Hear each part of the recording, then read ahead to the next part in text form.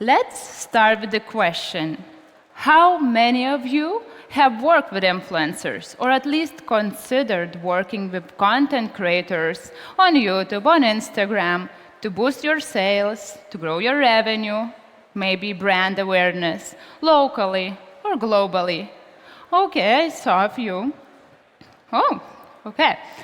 For those who did, what were your expectations? Because ours were definitely like this. And after reading all those headlines, case studies, researches, a lot of examples of many successful brands, and a lot of articles saying that influencer marketing could actually be even more effective than all other marketing channels combined, we definitely had a lot of high hopes.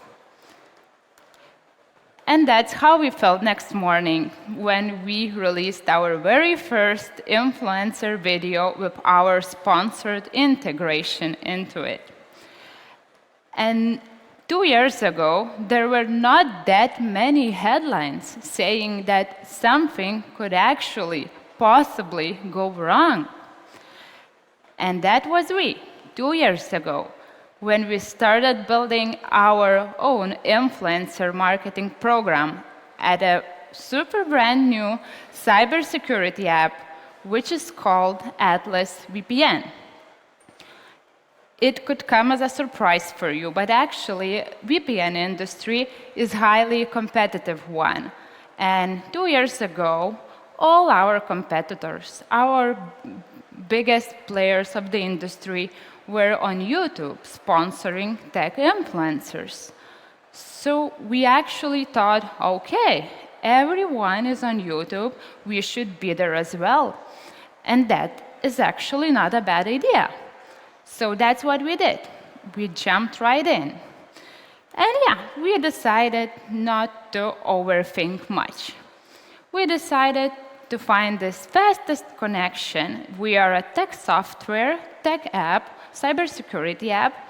We should look for tech influencers, right? That should work for sure. And we outreach a lot of tech influencers. A lot of them said, no thanks. Some of them agreed, and while we were arranging all the stuff of the sponsorship, so agreements and assets and everything to be done, we actually got some inbound offers to feature us on some random lifestyle content. And that's how these 2 videos were released. And they were both sponsored by us, by our cybersecurity app. And one of them is actually about My Little Pony movie review. And another one is more tech-related. It's basically all about tech, about 16 gadgets you should check. So could someone guess which one did a better job in terms of return of investment? Yeah, the second one. No, of course, that was a little pony. And then we thought, okay, there is probably something we do not get about our audience. And that's how actually things took off for us. We decided to start exploring and start sponsoring a lot of different influencers, a lot of different categories of channels we could find. And we did. We sponsored professors who were actually explaining what the hell VPN is on the whiteboard. We sponsored travelers who were also showcasing why you need a VPN while you're traveling, while you're connecting to the airport's Wi-Fi or to your hotel's Wi-Fi. We did sponsor some Ukraine supporters, and they were talking with their audiences about why you need VPN in case of censorship. We also sponsored some drama queens and makeup gurus, some professional musicians that went viral with 13 million views, was a good one. We also had some professional chefs, some naked rappers making songs about our VPN as well, and some girls with the rats on their shoulders. And 2 years fast forward, we have more than 3,000 sponsored content units released on YouTube. That means that one video is going live every 6 hours for a few years straight, actually it's for 2.5 years straight, in the biggest English-speaking markets. And that's not it, actually. We did that with a pretty small and cozy team of only 3 people. But what is most importantly, we took influencer marketing as a performance channel. And that was our focus from the day one. Everything what's related to brand awareness and the uplift we saw on other channels, that came as a package, that came as a bonus, but what we were looking for, it was only sales and revenue, and that was the goal from the very first day. And we did a lot of mistakes, of course, during the road, and I will tell you more about them. And the one thing I didn't mention yet, I showed you a lot of screenshots. And the only one was actually that one next to the My Little Pony was tech-related channel. And you guessed that that one performed better for us, for the tech brand. But now we have data to back it up. And actually, if we check from all 3,000 releases, from all 3,000 videos we released on YouTube, only 6% are tech-related channels, even though we are a tech app. And this is because it just doesn't make sense for us financially, and this does not bring a good return of investment than other channels, than some lifestyle channels, and a lot of many other categories. So we just shifted our focus and went where we should be. And the second mistake is actually quite related to the first one. We had this imaginary perception of our target audience and how it should look like. We basically blindly followed some other competitors and their audiences as well, imagining that it should work for us as well. And here is a demo split. This is a real statistics from one of our influencers. And this is what we thought is the perfect audience for the tech app, for the cybersecurity app. And you can see there are mostly males, which is a huge stereotype, actually. Not too much young audience, as probably that kind of young audience, they're not super into VPNs these days. Not too much older audience, because that could be parents watching from, that could be kids watching from parents' accounts, right? So we thought that our audience, they are somewhere between 80 and probably 35 or 40. And we thought that the best purchasing power should be also within that group. And there is nothing bad with that kind of audience. It worked for us many times, it brought results, it's all good. But here is the audience, the real demo split of our best performing influencer, who has the highest ROAS of all our sponsored releases. And you can actually see that it's completely different. There are even more females here. There are a lot of older audiences, not too much 80-35 audience, what we imagine should work for us. And I am not saying that you should also go for that kind of audience, but I believe that you should always try to take some risky solutions. Something that is not that common in your niche or in your competitor field. And that could be a very huge part of your success. And let's move on. Okay, so we basically understood that our audience could be a bit different. We understood that our app is super user-friendly. It's easy to use. There are not that much tech fancy keywords that not all of us understand. It's fine. And now we wanted to scale. Of course, we wanted to scale. And we did. We decided we need to increase content units count, we need to increase long-term partnerships, we wanted to increase revenue as well, of course. And we did. We increased the content units count quite significantly, but we saw that actually sales are not picking up. And that's what we understand, that we actually lost a focus for a bit. We were sponsoring reach, but not relevance. And actually, there is no better example to illustrate the reach and relevance difference than this Eric case. Not sure if you are familiar with this story, but Ari is a US-based influencer, and she has almost 3 million followers on her Instagram account. The followers are actually real, they're not fake or bought ones, but a few years ago, she decided to launch her own merch, which is kind of typical for Instagram influencer, right? Unfortunately, she couldn't sell even 36 t-shirts.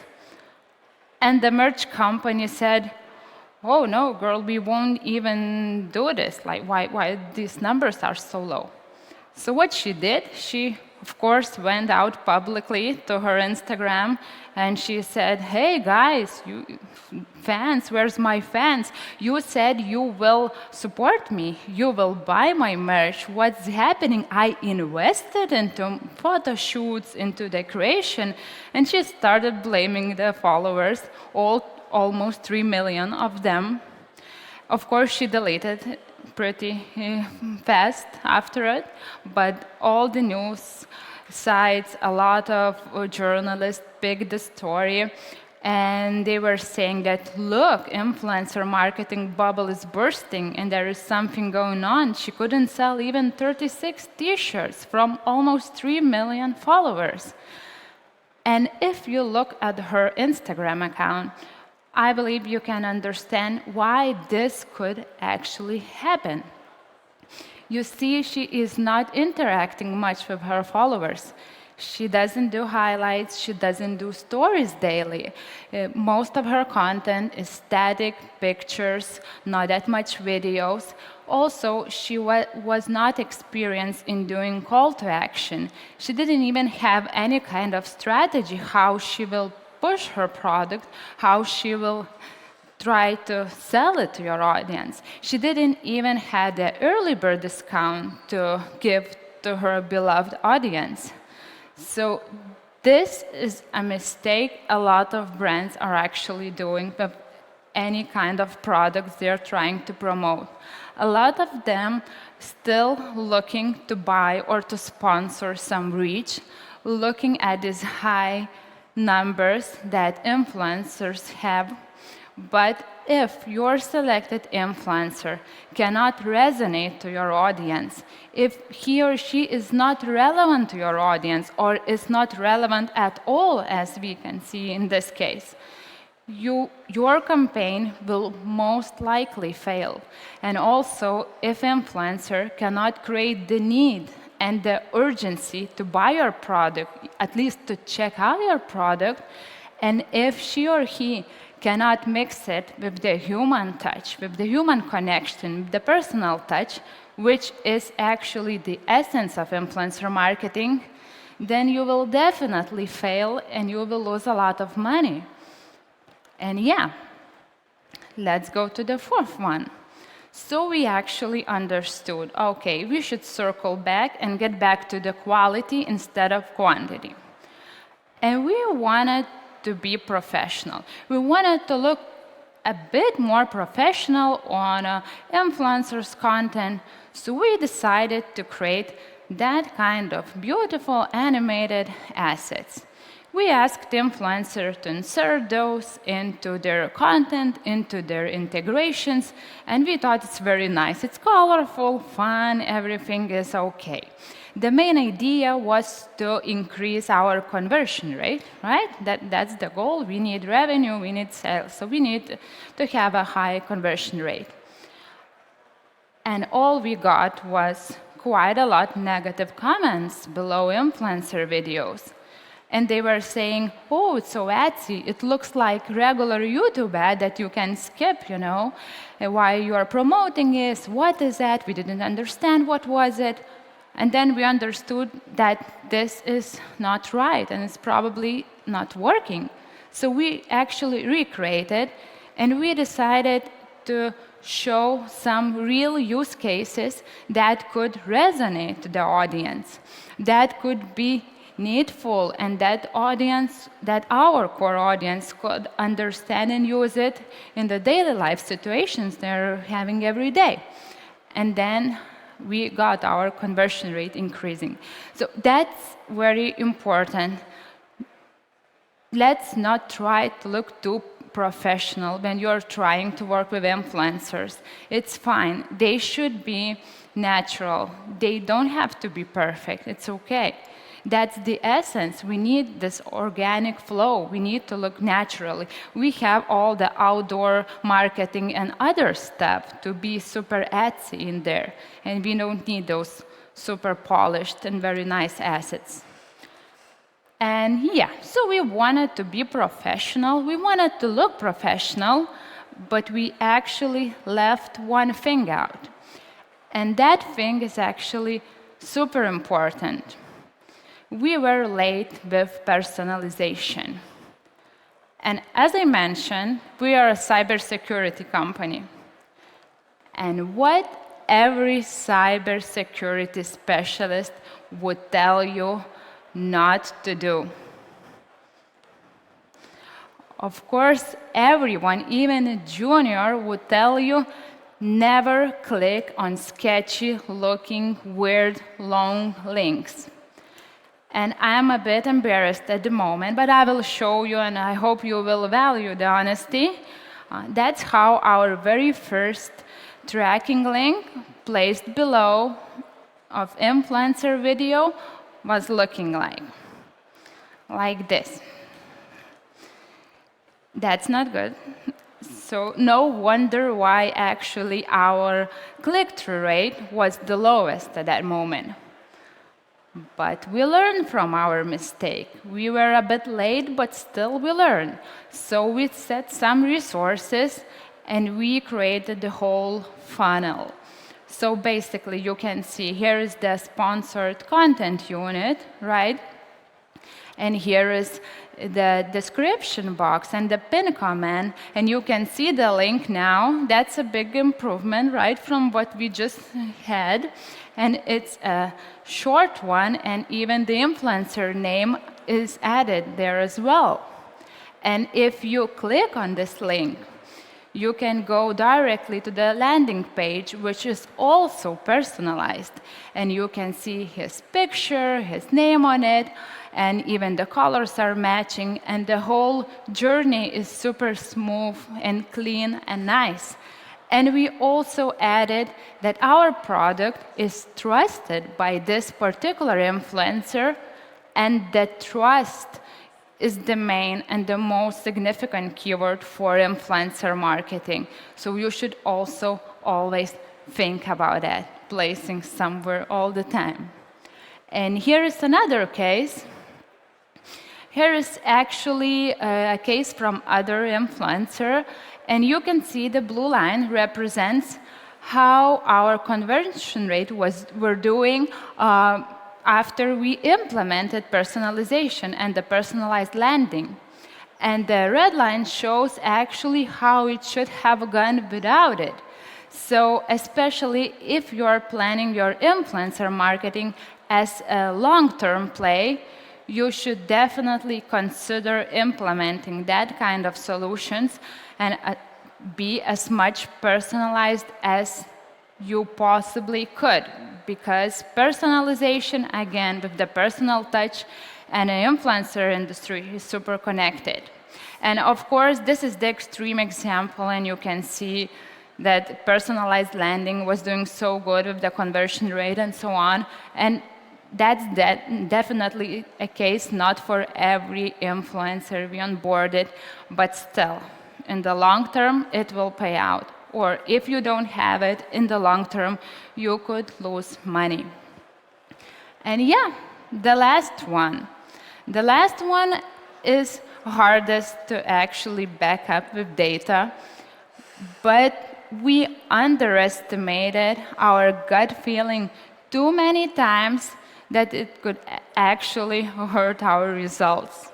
And if someone, I saw there is someone who is working with influencer industry, you all know that gut feeling and the intuition plays a very significant role while selecting the influencers. And that is super important. So while I was thinking how we can back up this intuition or gut feeling thing with the data, I thought that actually our influencer marketing channel efforts follows the principle of Pareto, which is 80-20. That means that all the revenue which is generated by influencer channel comes from 20% of all influencers we are sponsoring. And from my perspective, I can just add that half of that 20% were selected only by a gut feeling. And when I show you that demo split of our best performing influencer, that was the case as well. Because, of course, it didn't match our ideal target imaginary audience, but it worked for us so well. So you should always have this in mind, that try to set some resources for some risky steps if you feel it that it could work for you. And yeah, let's try to sum up a bit. If you're planning or if you're already executing your influencer marketing campaign, always try to question those norms, those set boundaries. Always think more than only about your competitors, but about the overall industry as well. Don't forget to invest into personalization, especially if you are here with your influencer marketing strategy for a long term. Influencer marketing is definitely not a grab-and-go strategy that you can do.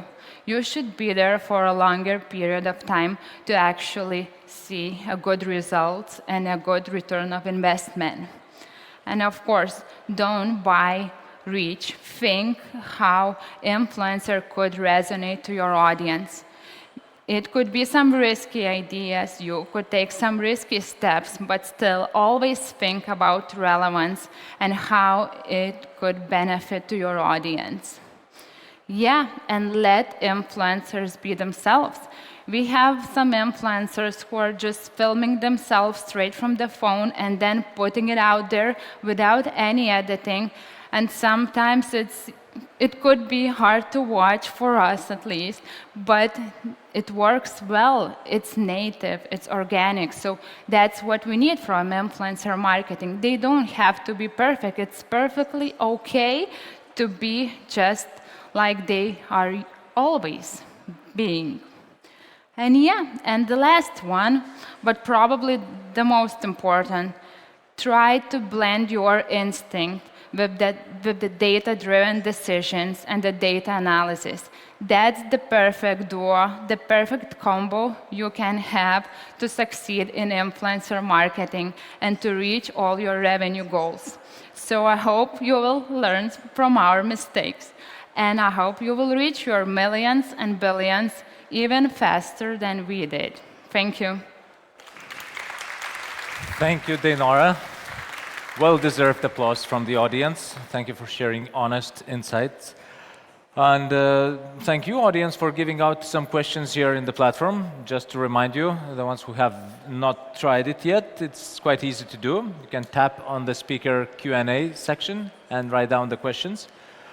Yeah, so I have some if I may. So, speaking about this cooperation with influencers, long journey you've taken, what are the biggest challenges in starting to cooperate or retaining the cooperation? Which are the most challenging steps in that sense? Yeah, so to find the right one is probably the most challenging one. And of course, the negotiations is taking quite a while. It's taking our time to actually proceed with the influencer. Yeah, so there is no regulations on the pricings of influencers. So it's quite a wild west in there. So you need to focus on your ground and you should be quite strict with what you are offering. You shouldn't overpay, right? So you're trying to balance it out, and that definitely takes time. Just to imagine for the audience, for example, taking US market, yes, the range in this Wild West can be for one sponsored post from the YouTube influencer. Oh yeah, the range could be from probably $200. I believe that was the cheapest we had, to $200K 100K. at least, yeah, and up. There is like no sky limit for And that. do they provide some guarantees for Oh no, usually they you don't. just put out Yeah. 100K and wait for the result? Yeah. How gut feeling works for you then? Gut feeling, it doesn't always work. If that worked, I would be some kind of magician probably. But no, but of course, like if we are selecting an influencer and if one of the team members were saying, no, let's try it. I see it's not the perfect audience. I see it's not the perfect channel probably, but let's try it, let's push it. And then if we have like a success story, then for sure it's a big celebration. But yeah, so we should remember this 80-20. So a lot of influencers could be counted as a brand awareness, but still like 20% of them are doing our biggest sales. And are these cooperations one-offs or the tenure, or you're kind of focused on long-term cooperations? How does it work? Yeah, so usually we start with the one-time shot, and if we see there is a positive uplift on our sales, on our tracking system, we are going right in and offering to do multiple deal, and that's actually cheaper to do because you are asking for 10 integrations, for 15 integration, or at least for 5, so then you can manage to negotiate a bit. Okay. The question I have to also to ask from the audience, what is your influencer payout scheme, if you may share? Do you pay both a fixed base amount or an extra commission, revenue share per Yeah. sale, or? Yeah, so we have quite a lot. Usually, influencer prefers to have a flat fee. You know, it's safer for them. They are investing in editing if they are editing stuff. They are still investing some resources. You are buying basically a spot on their video, and they are usually looking for a flat fee. We all would like to, right? All the time. Another option is CPM-based deal that we are paying for the views we are getting, so that's not that risky. Because if you pay a flat fee and the algorithm somehow didn't work for you, you will be losing a lot of money. And yeah, there is also some mixed cases when we are paying flat fees plus some revenue share as well, but these are not that popular.